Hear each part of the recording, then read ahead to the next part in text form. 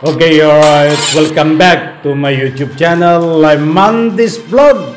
Nako, matindi. Mainit na naman, mga kaibigan. Ito ang ating tatalakayin. Tungkol dito, very controversial na pagkawala ni Catherine Camilon.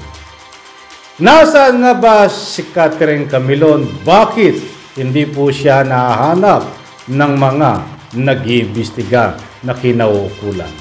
At nasaan din ho ba itong police bodyguard ni Police Major na hanggang ngayon po ay nawawala? Hindi po rin makita, hindi rin mahuli. At nasaan po ba din ito si Police Major na mainit na pinag-uusapan na nagtatago na din, mga kaibigan? Sa punto pong ito, yan po ang ating tatalakayin. At kung bago pa lang po kayo sa aking maliit pa na YouTube channel, inaanyayahan ko po kayo, please subscribe. Sabay-sabay po nating i-like ang video na ito kung nagustuhan nyo po. Ako'y muling nakikiusap, mga kaibigan, kung pwede lang, kapag may pagkakataon po kayo, patapusin po nating panuorin ang kabuuan ng vlog na ito. At nang sa ganon, lubos po nating maunawaan, mga kaibigan. Alam niyo ho, malapit na ang Pasko. Ay, marami po ang nagtatanong at maraming naiwan po ng katanungan. But pero mga kaibigan, gusto ko lang pong ipaalala ay ito pong ating tatalakayin ngayon ay mga nagbigay po ng impormasyon by messenger and public opinion diyan ho sa comment section na ating mahal na masugid na taga-subaybay. Marami na po ang nagre-react na kung bakit hindi ko raw binibigyan ng pansin itong mga message sa akin na nagbibigay ho ng impormasyon na talakayin itong tungkol ho sa pagkawala din ni bodyguard ni Police Major na itong si Magpantay, mga kaibigan. Nako, at diyan nga din ho sa comment section ay marami rin ho ang mainit na nagbibigay na public opinion na ika nga po kung pwede daw po ay bigyan ko ng pansin itong mga public comment nila na ika nga po importanteng mahalaga. Tama nga po, importanteng mahalaga. Pasensya na po, kaya sa punto pong ito ay itong pagtatalakay na ito ay inihahandog ko po dito sa ating masugid na mga taga-subaybay na nagbibigay po ng public opinion diyan ho sa bawat upload natin, nagsisend ng message diyan po sa aking messenger na nagbibigay po ng impormasyon tungkol dito sa pagkawala ni Catherine Camilon, tungkol dito na nawawala din itong si Magpantay. At siyempre, nasaan nga ba itong si Major na tinuturong utak di umano sa pagkawala kay Catherine Camilon? Alam nyo, ay importanteng mahalaga sa akin ang inyong pong mga komento. At ako po ay humihingi ng pamanhin kung hindi ko po minsan nababasa dahil hindi naman po pwedeng sabay-sabay. Kaya ito na po ang hinihintay nyo. Baka sakali yung pangalan nyo po, public opinion, ay mabasa ko po dito, mga kaibigan.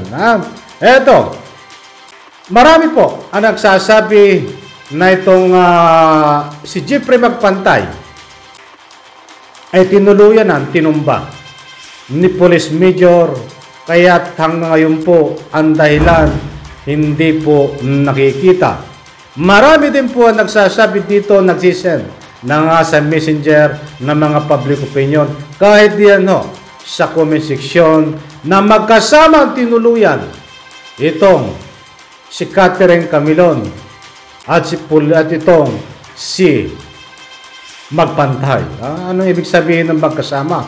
Magkasama ang tinumba di umano. Eto, buhat kay Sandara Vlog. Sandara Vlog, maraming salamat sa inyong public opinion. Maliwanag po, Idol Andes, na ano to? Kasi sinapot sa edad kong 69. Medyo yung mata ko ay kumukurap-kurap. Pero malakas pa po ang aking tuhod.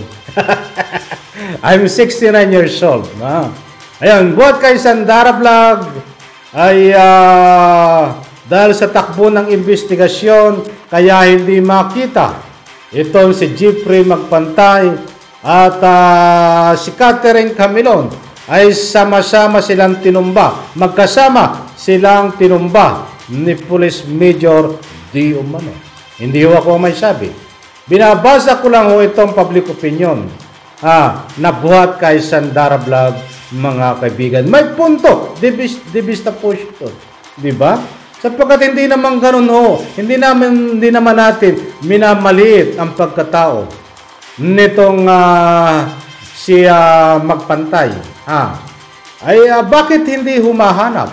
Unang-una, si Idol Rapi Tulfo ay nagbigay na po ng reward.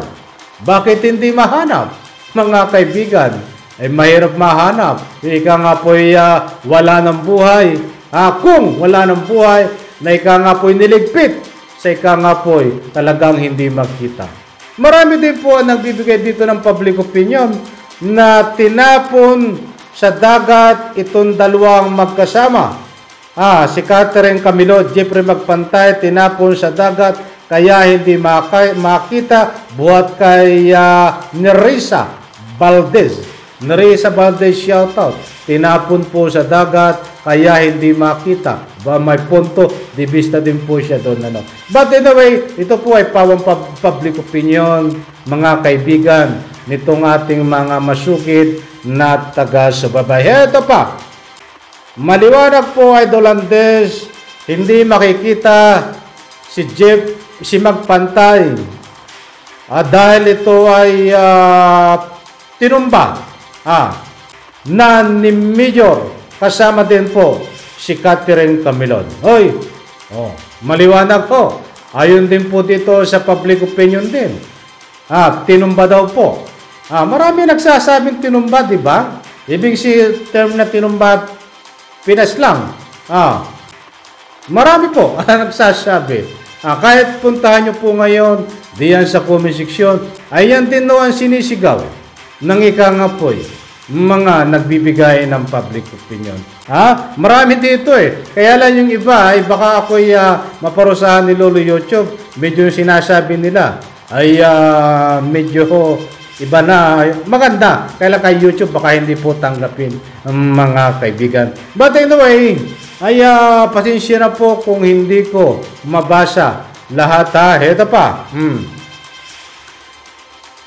Pinatakas na at tumakas itong si Police Major kaya hindi siya umatid ng hearing dahil nakatakas na siya, pinatakas ng kabaro niya. Ito pa malabong makita na rin ang buhay, malabong sumuko si Jeffrey, si Magpantay dahil yan ay pinatumba na talaga ni Police Major Di umano. Ang dami nagsasabing ganon, mga kaibigan. Ayun na nga, bakit hindi ito mahuli, hindi makita? May reward na nga, halagang kalating milyon, binigyan ng reward buhat sa bulsa. Ni Idol Rapi Tulfo, hindi pa rin makahuli. Hindi sumusuko, mga kaibigan. But anyway, yan po ay pawang public opinion, mga kaibigan, at binigyan po natin ng daan.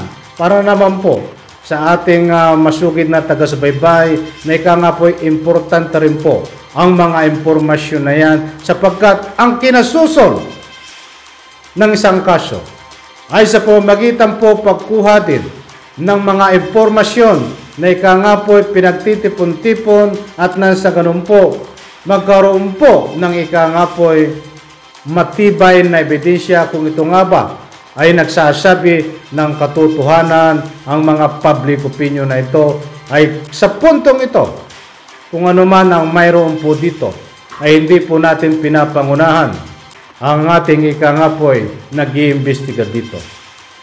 Ang gusto ko lang pong ipahiwatig dito, ni minsan po, hindi po nagsabi ang kinaukulan na itong si Jeffrey Magpantay kaya hindi lumulutang ay ika nga po'y wala ng buhay o pinapaslang di umano ni Police Major kasama si Catherine Caminon. Wala pong lumulutang na ganyan na anggulo sa investigasyon ng ika nga po'y mga nag-iimbestiga. Yan po ay pawang public opinion na nanggagaling po sa ating ika nga po'y masugid na taga-subaybay. Bakit hindi nga pa iniimbestigahan yung anggulo na yan ng mga nag-iimbestiga? Ako po ay nagtatanong lang. Mga kaibigan, naniniwala po ba kayo na itong si Magpantay na ika nga po'y sangkot dito sa pagkawala kay Catherine Camilon? Naniniwala po ba kayo na ito ay buhay pa? Naniniwala rin po ba kayo na buhay pa itong si Catherine Camilon? Naniniwala po ba kayo na ito si Police Major ay nandiyan pa nakarestrict sa kampo? Ano man ang inyong salubing public opinion, diyan sa comment section. Huwag po kayong matakot, karapatan nyo po magbigay ng public opinion. Yan po, sana ay nakuha nyo ang gusto kong ipunto dito. Maraming salamat ho. Diyan po sa mga nagbigay, naghatid, nang ika nga po salubin nyo. Yan po, tinalakay ko na. Pasensya na po kung hindi ko natalakay yung iba. At kukulangin po tayo sa oras. Pagpalain po tayo lahat, sabay-sabay po nating i-like ang video na ito. Advance Merry Christmas. Palakpakan.